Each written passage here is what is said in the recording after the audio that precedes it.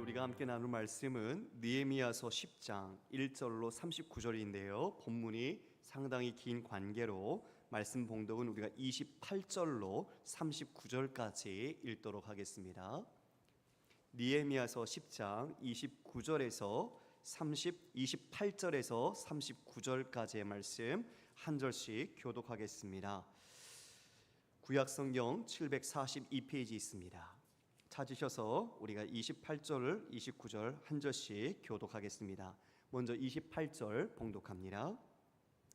그 남은 백성과 제사장들과 레위 사람들과 문지기들과 노래하는 자들과 느디님 사람들과 및 이방 사람과 절교하고 하나님의 율법을 준행하는 모든 자와 그들의 아내와 그들의 자녀들 곧 지식과 총명이 있는 자들은 다 그들의 형제 귀족을 따라 저주로 맹세하기를 우리가 하나님의 종 모세를 통하여 주신 하나님의 율법을 따라 우리 주 여호와의 모든 계명과 규례와 율례를 지켜 행하여 우리의 딸들을 이 땅 백성에게 주지 아니하고 우리의 아들들을 위하여 그들의 딸들을 데려오지 아니하며 혹시 이 땅 백성이 안식일에 물품이나 온갖 곡물을 가져다가 팔려고 할지라도 우리가 안식일이나 성일에는 그들에게서 사지 않겠고 일곱째 해마다 땅을 쉬게 하고 모든 빚을 탕감하리라 하였고 우리가 또 스스로 규례를 정하기를 해마다 각기 세겔의 3분의 1을 수납하여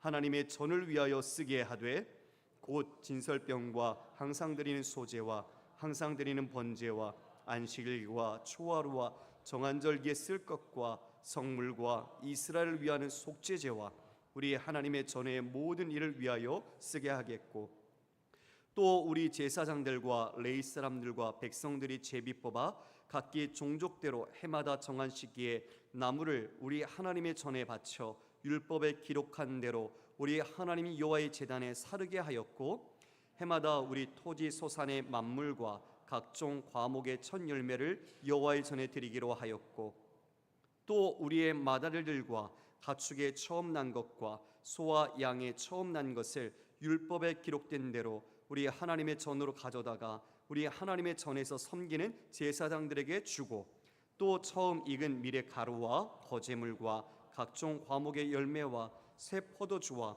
기름의 제사장들에게 가져다가 우리 하나님의 전에 여러 방에 두고 또 우리 산물의 11조를 레위 사람들에게 주리라 하였나니 이 레위 사람들은 우리의 모든 성읍에서 산물의 11조를 받는 자임이며 레위 사람들이 11조를 받을 때에는 아론의 자손 제사장 한 사람이 함께 있을 것이요 레위 사람들은 그 11조의 10분의 1을 가져다가 우리 하나님의 전 곳간에 여러 방에 두되 함께 있습니다.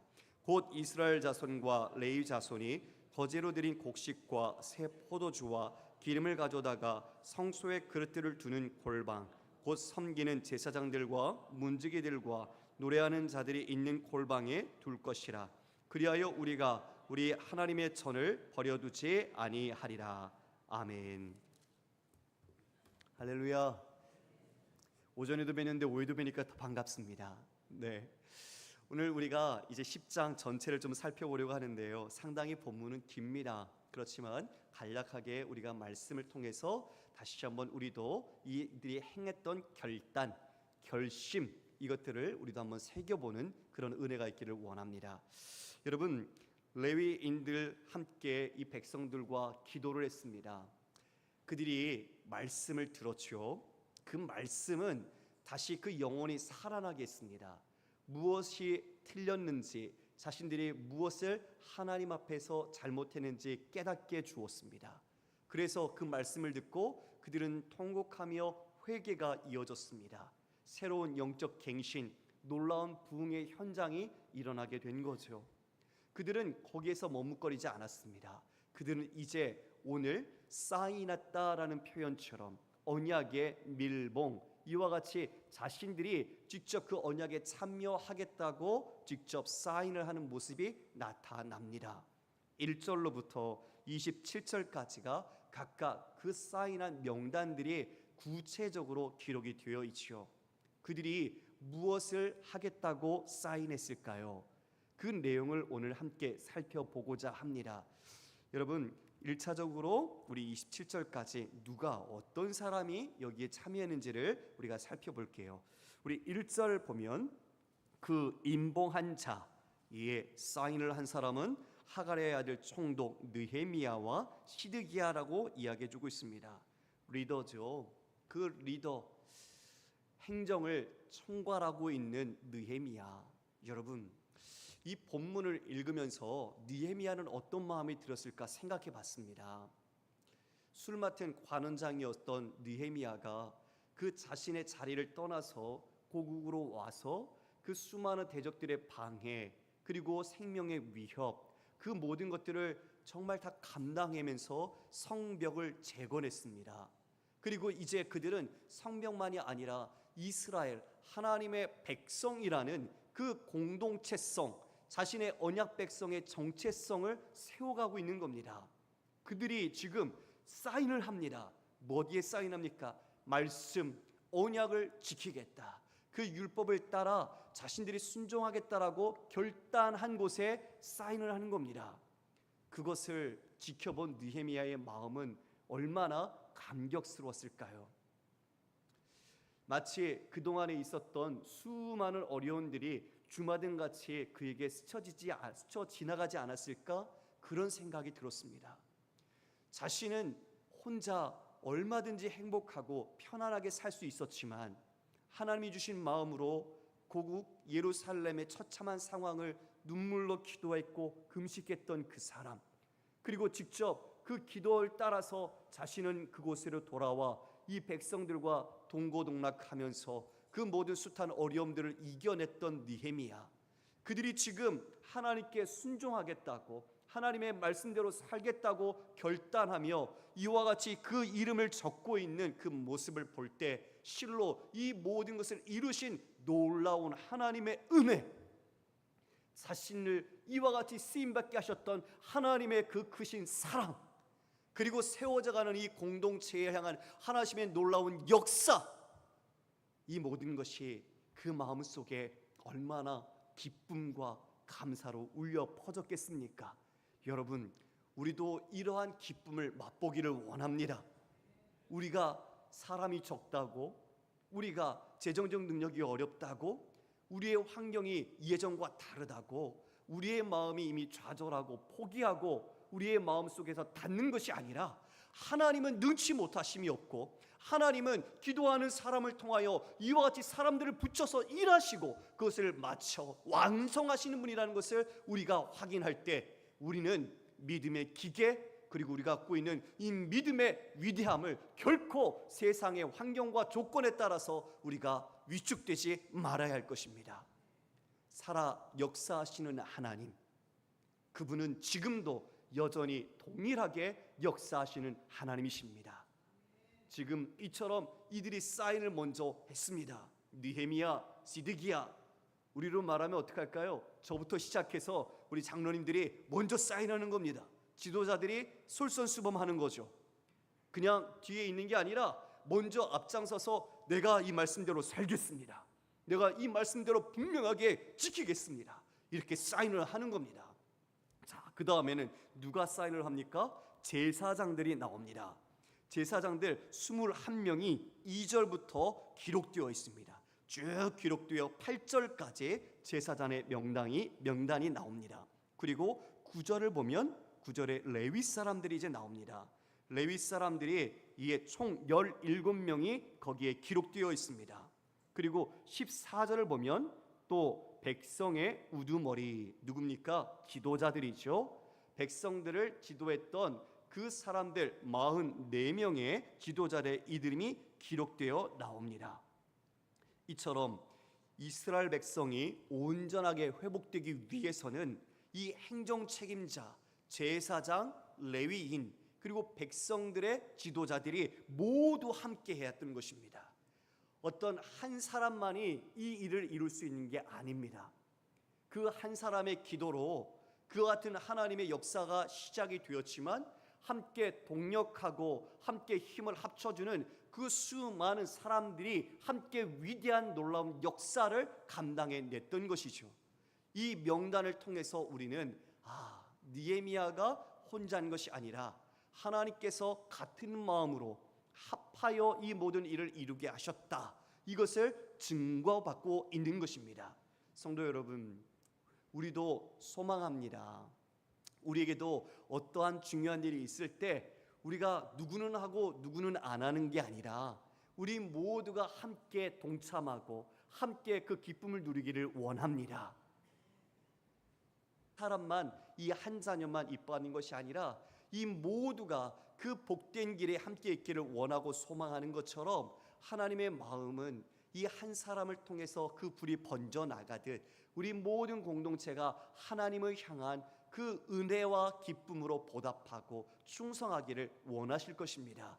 그러므로 우리는 직분을 떠나서, 우리는 신앙의 시간과 경험과 그 모든 기억들을 떠나서 우리 모두가 같다라는 생각으로 우리가 평등하게 모두가 함께 지어져서 하나님께 영광 돌리는 아름다운 성전들이 되기를 원합니다. 이처럼 지도자들의 결심, 그리고 앞선 이 모든 리더들이 함께해서 이 모든 일들 이제 이루어갑니다. 말로만이 아니라 결단하고 순종하는 것이죠. 이제 그렇게 살겠다고 자신의 삶을 결심한 것입니다.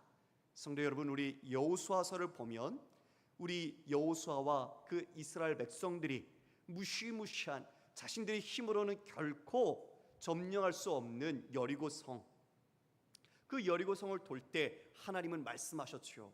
일반적인 상식과 경험으로 그 성을 공격하는 것이 아니었습니다. 성을 도는 거였어요. 침묵하고 도는 거였어요. 이것은 이성적으로 우리가 쉽게 이해할 수 없는 방법이었죠. 그러나 하나님은 그러한 방법을 왜 말씀하셨을까요? 순종으로 그 가나안 땅을 차지하는 것을 가르쳐 주시는 것입니다. 하나님의 말씀으로 그 땅을 차지하고 누릴 수 있다는 것을 그 하나님의 백성들에게 깨우쳐 주신 것이죠. 그래서 가나안 땅은 이 세상의 힘과 능력과 수의 많음으로 차지하는 땅이 아니라 하나님께 순종함으로 밟을 때마다 주어지는 땅이었습니다. 지금 이들이 그렇습니다. 말로만 순종하겠습니다, 이제 그렇게 살겠습니다 결심한 게 아니라 직접 사인을 하는 행함으로, 그리고 그 사인을 통해 자신의 이름을 걸고 책임감 있게 행하겠다고 이야기한 것이죠. 뒤로 물러서지 않았습니다. 내가 환경이 어려우니까 나는 다음에 할게, 그런 것이 아니었습니다. 이 귀한 사람들의 환경은 결코 녹록지 않았습니다. 그럼에도 나는 회피하지 않겠다. 왜요? 하나님의 은혜와 말씀을 깨달았기 때문입니다. 할렐루야. 하나님의 말씀이 내 안에 있을 때 우리는 상황을 뛰어넘는 하나님의 역사를 기대합니다. 그리고 그 크신 하나님을 우리는 압니다. 그래서 그때 진정한 순종을 해나갈 수 있는 것이죠. 내가 시간이 되고 내가 환경적으로 여유가 있고 내가 경제적으로 좀 뭔가 여유가 있을 때 하나님 내가 순종하겠습니다, 이게 아니라 내가 비록 지금 어렵지만 할 수 있는 처지는 아니지만 내가 하나님을 신뢰함으로 하나님의 은혜를 받은 그 사랑을 알므로 하나님 앞에 내어 드리는 것입니다. 이럴 때 하나님의 놀라운 역사가 일어나는 줄 믿습니다. 그들이 이처럼 순종하기로 한 내용의 결단이 29절로부터 나옵니다. 여러분 29절에 보면 그들이 다 그들의 형제 귀족들을 따라 저주로 맹세하기를, 우리가 하나님의 종 모세를 통하여 주신 하나님의 율법을 따라 우리 주 여호와의 모든 계명과 규례와 율례를 지켜 행하여. 여기에서 유독 눈이 가는 단어가 있습니다. 저주를 맹세한다. 저주로 맹세한다. 여러분 저를 보시겠습니까? 저주로 맹세한다는 것은 그만큼 지금 하고 있는 언약에 대한 자신들의 굳은 의지와 결단을 이야기하는 것이죠. 만약 지키지 않으면 어떻게 되겠다는 겁니까? 저주를 받겠다는 것입니다. 신명기서에 말하는 신명기적 사관에 따라서 순종하는 자에게는 축복이 있고 불순종하는 자에게는 저주가 주어질 것, 이것을 그들은 알고 있고 이와 같이 이 언약의 갱신을 통해서 하나님 앞에 자신들이 굳건하게 이 말씀 주님의 율법 그 규례들을 내가 순종하겠다고 저주로 맹세하며 다짐하고 있는 것입니다. 그만큼 그들은 결연했습니다. 이것의 진정성을 담고 있다는 거죠. 우리는 어떨까요? 우리가 어떤 봉사 아니면 어떠한 섬김 그리고 어떠한 자리에 일을 우리가 맡을 때에 우리는 쉽게 말하고 있지 않을까요? 거기에 대한 진정성 없이 하다가 좀 상황 어려우면 내려놓지. 주님도 상황 아실 텐데 혹시 우리가 그렇게 생각하면서 하나님께서 주시는 이 귀한 일들을 그렇게 대하고 있지는 않을까요?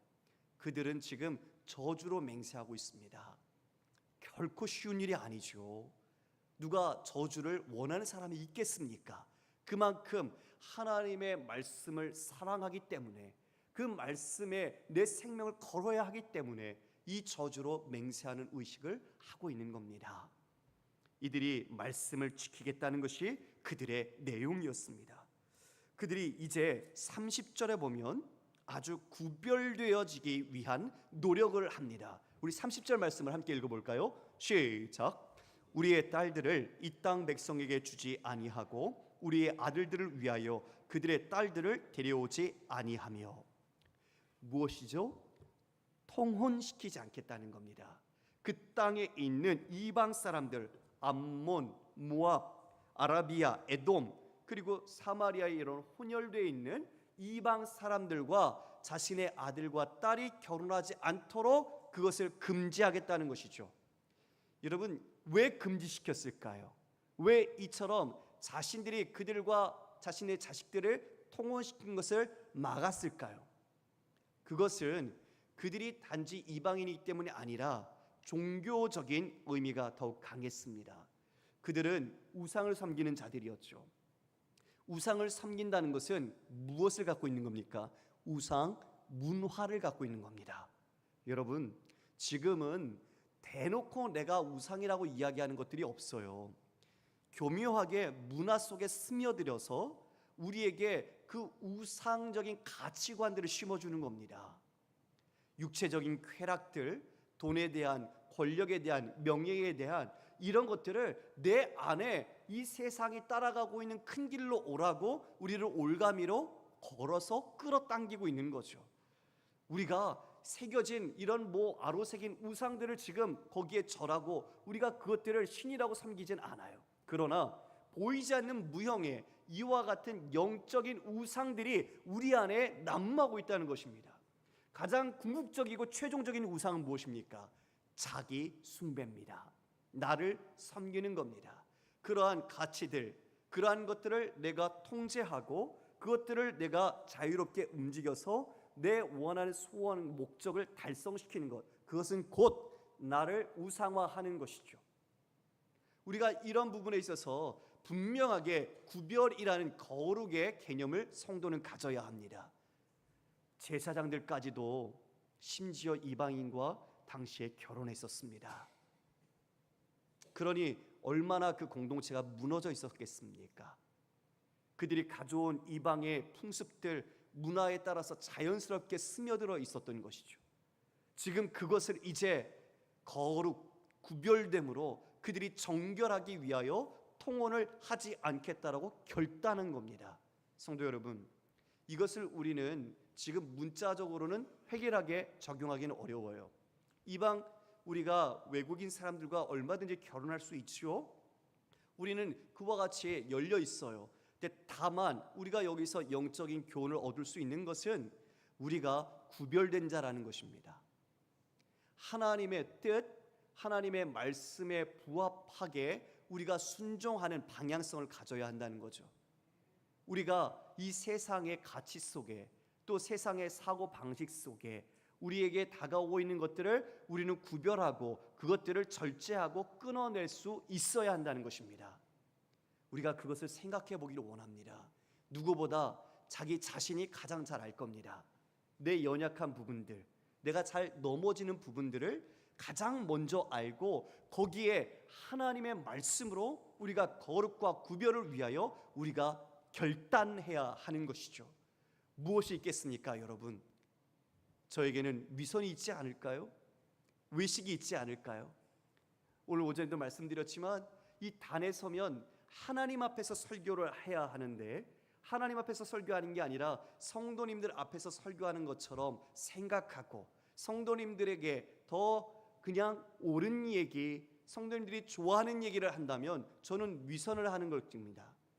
하나님이 기뻐하는 말씀, 하나님의 뜻에 합당한 말씀, 하나님이 성도님들에게 전하고자 하는 말씀을 전할 때 제가 진정 이 세워진 목적과 하나님의 뜻을 이루는 것이겠죠.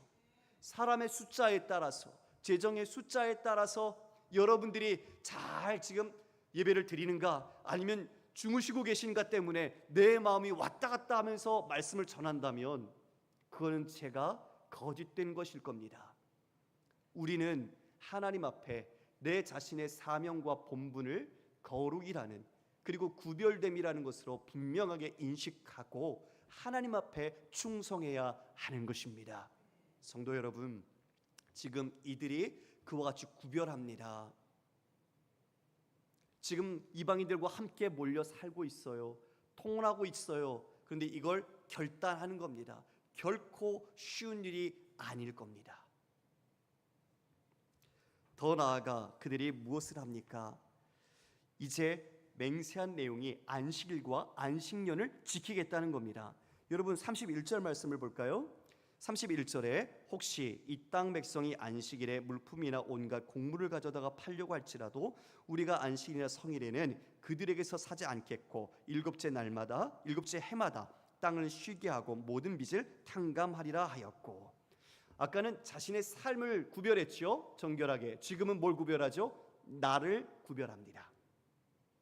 하나님의 나를 구별해서 거룩하게 살아가는 것이죠. 안식일에 이방인들이 와서 곡물을 팔았어요. 그런데 그걸 사지 않겠다, 매매하지 않겠다라고 이야기합니다. 그리고 더 나아가서 이제 6년 동안 땅을 경작하고 7년이 되는 그 안식년에는 땅을 쉬게 하겠다. 여러분, 이게 결코 쉬운 일이 아니에요. 1년을 쉬게 해야 되잖아요. 여러분, 1년 동안 만약 정말 더 일을 했다면 얼마나 많은 것을 거둘 수 있겠어요? 근데 그걸 포기해야 되는 거예요. 이 포기한다는 것에는 어떤 마음이 담겨 있을까요? 하나님에 대한 주권을 인정하는 겁니다. 다시요, 우리가 돈 때문에 실은 하나님을 섬기는 데 있어서 많은 장애를 겪습니다. 돈의 욕심이 하나님과 상충돼서 돈을 택할 때 우리가 미혹을 받거나 하나님을 섬기는 것보다 다른 것을 우리의 손에 움켜잡게 되는 것이죠.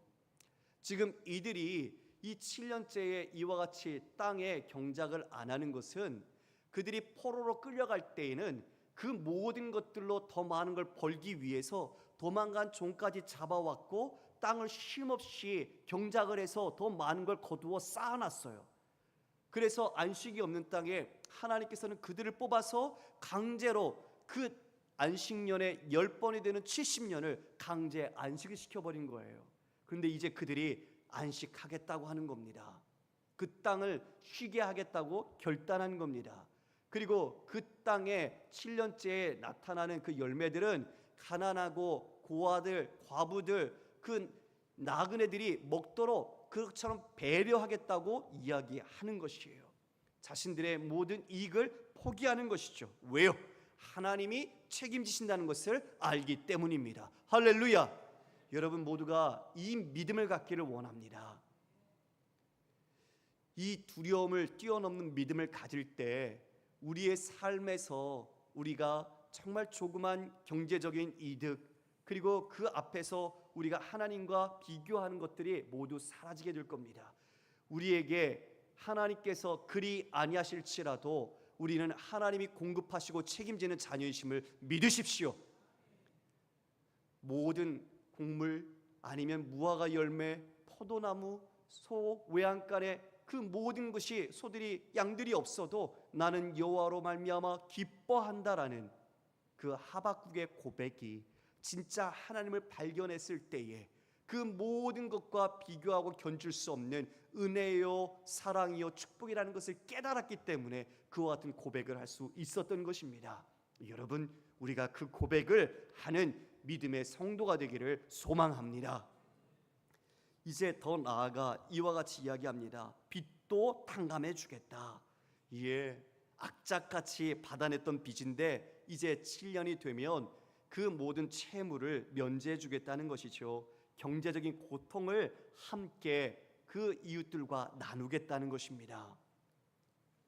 이어 셋째로 32절에 보면 이제 성전 운영을 위해서 그들이 정기적으로 헌금을 하겠다고 말합니다. 한 사람당 매년 3분의 1 세겔씩 성전에 수납하기로 하는데요, 당시에 일반적으로 일을 하는 노동자가 1년에 10세겔 정도를 벌었습니다. 그러니까 3분의 1 세겔 정도는 약 열흘치 정도 값어치가 있는 거죠. 이것을 성전에 내서 성전에 필요한 것들을 충당하도록 하는 것입니다. 그 내용이 뭐라고 말하고 있습니까? 이렇게 기록하고 있네요. 33절입니다. 진설병과 항상 드리는 소제와 항상 드리는 번제, 안식일, 초하루, 정한 절기에 쓸 것, 성물과 이스라엘을 위하여 속죄제, 우리 하나님의 전에 모든 의례를 위하여 쓰게 하겠고. 여러분, 이 모든 게 다 어디에 쓰이는 거죠? 제사에 쓰이는 거죠. 하나님을 예배하는 데 쓰이는 거예요. 여러분, 하나님을 예배하는 것이 이들에게는 중요한 목적이라는 것을 여기서 발견할 수 있어요. 원래는 사람마다 속전세를 냈습니다. 근데 이거는 속전세가 아니라 이것은 그 위에 충당할 수 있는 비용을 자신들이 스스로 자발적으로 내고 있는 거예요. 3분의 1세겔씩 더 내서 이 성전에 필요한 것들, 하나님 예배하는 데 필요한 것들을 우리가 다 지원하겠습니다. 그러니까 어려움 갖지 말고 하나님 예배 드리는데 저 마음껏 해주십시오, 이렇게 드린 것이죠. 이어 그들이 이와 같이 그 제사장 레위인들도 제비를 뽑으면서 나무까지도 충당합니다. 한마디로 말하면 누구도 예외가 없는 거예요. 똑같이 모두가 공평하게 다 참여했던 거예요. 넷째로는 이제 농작물이건 가축이건 첫 소산을 하나님께 드리기로, 바치기로 결심합니다. 그래서 이렇게 말하죠. 35절에 해마다 우리 토지 소산의 만물과 각종 과목의 첫 열매를 여호와의 전에 드리기로 하였고, 36절에는 이제 마다들 그리고 처음 난 가축의 것들을 이와 같이 율법을 따라서 드리자, 이렇게 결단합니다. 여러분, 이렇게 결단했다는 것은 그동안 잘했다는 걸까요? 못했다는 걸까요? 세 분만 아시는 것 같아요. 저 답이 너무 어려운가요? 예. 잘했을까요? 못했을까요? 못했죠. 예, 맞아요. 못해서 이렇게 결단한 거예요. 우리도 결단하기를 원합니다. 못할 수 있어요. 그러나 하면 됩니다. 주님이 원하시는 것은 바로 그거죠. 여러분, 우리 구주께서 말씀하셨습니다. 재물이 있는 곳에 무엇이 있다고요? 너희 마음이 있다. 주님이 부족하셔서 더 많은 재물 바치라고 그 말씀하셨을까요? 아니죠. 바로 그 중심을 받고 싶어 하시는 거죠. 자원해서 드리는 마음, 기뻐서 드리는 마음, 자발적으로 하나님께 드리는 마음을 하나님은 원하신 거죠. 지금 이들이 그동안 못해왔어요. 율법을 지키지 못했어요. 성전에 필요한 것들도 드리고 자신들의 구별된 첫 것, 이 첫이라는 단어는 성경에서 중요한 의미가 있죠. 이제 나오는 11조와도 연관이 되어 있지만 여러분, 1이라는 숫자는 이들에게 전체를 대표하는 숫자입니다. 다시요, 1이라는 숫자는 단지 11조에서 10개 중에 한 분깃을 말하는 게 아니라 그 10개 전체를 말하는 히브리의 대표 단수격인 것입니다. 그래서 첫째를 드린다는 것은 무엇일까요? 다 드린다는 뜻이에요. 11조도 마찬가지예요. 10분의 1만 드리고 나머지 10분의 9는 내 것 아니요. 10분의 9도 다 하나님의 것이에요. 그런데 첫 것 10의 1을 드림으로써 이 모든 것을 드린다라고 상징하는 것이죠. 첫 것을 드리는 것도 마찬가지 그와 같이 하나님께 드리는 것입니다. 여러분, 주일은 어떻습니까? 주일, 우리가 빨간 날 일요일만 하나님의 날입니까? 아니죠. 모든 날이 다 주의 날입니다. 하나님의 날입니다. 주께서 주신 날입니다. 다만 우리는 그 가운데 한 날을 구별하여 하나님께 예배하는 것입니다. 그러므로 우리는 이 모든 성경의 의미와 가치를 잘 새겨야 합니다. 내 것이라고 주장할 수 있는 것은 아무것도 없습니다. 우리는 주님께서 맡기신 것이고 우리는 청지기이기 때문입니다. 이들이 지금 그와 같이 첫 것의 소산을 바칩니다. 마다들은 속전세 이와 같이 세겔로 내서 그와 같이 그들에게 드립니다. 이어 그들이 이와 같이 38절을 우리가 함께 읽어볼까요? 38절 시작. 레위 사람들이 11조를 받을 때에는 아론의 자손 제사장 한 사람이 함께 있을 것이요 레위 사람들은 그 11조의 10분의 1을 가져다가 우리 하나님의 전국관 여러 방에 두되. 이제 11조를 드리는 거죠. 11조를 드린다는 건 전부를 드리는 것인데 혼자 하지 않습니다.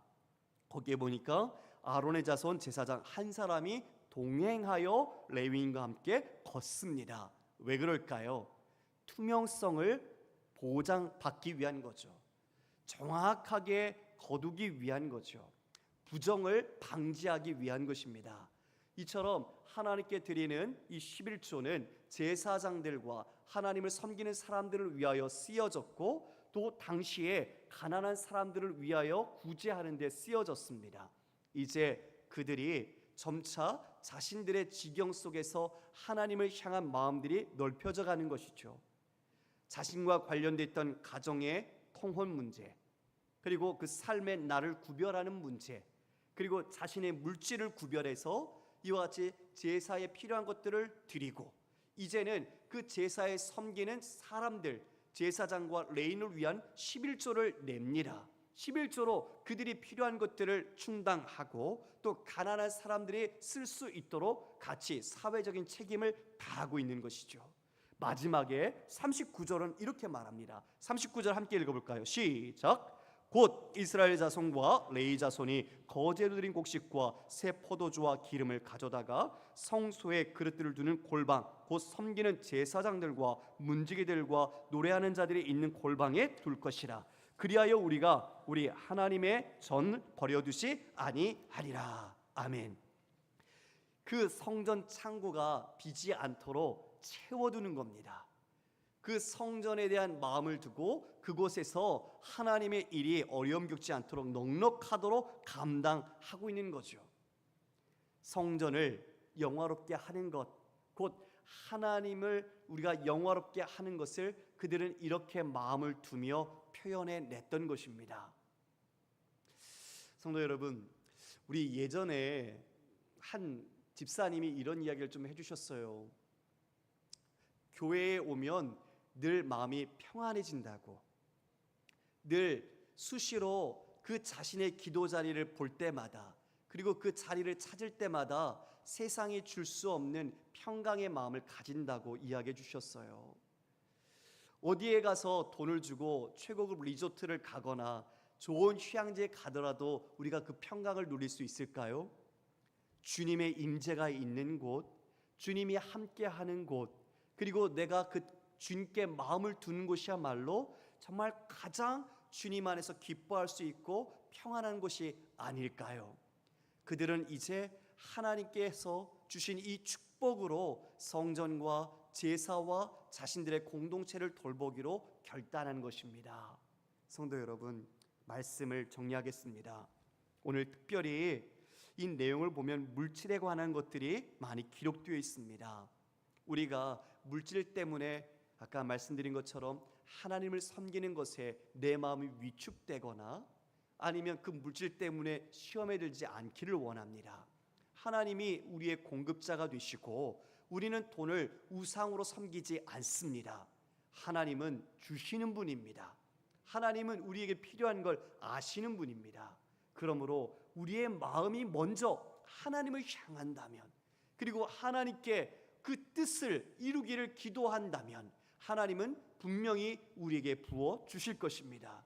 그리고 그것으로 우리는 결단할 때 내 자신을 위해 쓰는 것뿐만 아니라 그것을 넘어서 우리의 이웃 공동체와 무엇보다 하나님 나라를 위하여 사용해야 할 줄 믿습니다.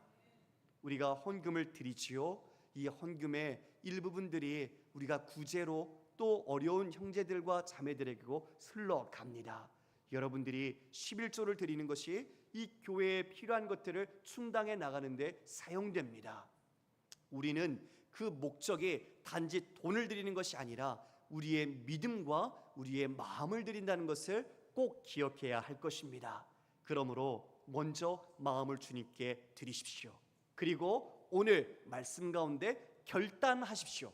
주저하고 있었던 것, 내가 서로 비교하면서 결단하지 못하고 하나님 앞에 순종하지 못했던 것들을 오늘 이 시간 결단하십시오. 주님께서 하시도록 내어 드리십시오. 주님이 역사하심을 경험하도록 여러분을 드려 주십시오. 주님이 이루실 것입니다. 오늘 이처럼 거룩함으로 구별되기를 소망했던 것처럼 우리도 세상의 가치 속에 내가 함몰되어 있던 것들을 정말 돌아보고 우리가 구별하고 그들을 절제하기를 원합니다. 그리고 무엇보다 하나님의 말씀에 다시 이들이 귀를 기울였던 것처럼 그 말씀을 우리가 묵상하고 그 말씀에 순종하기 위하여 몸부림치는 우리 모든 한 주간의 나날이 되기를 원합니다.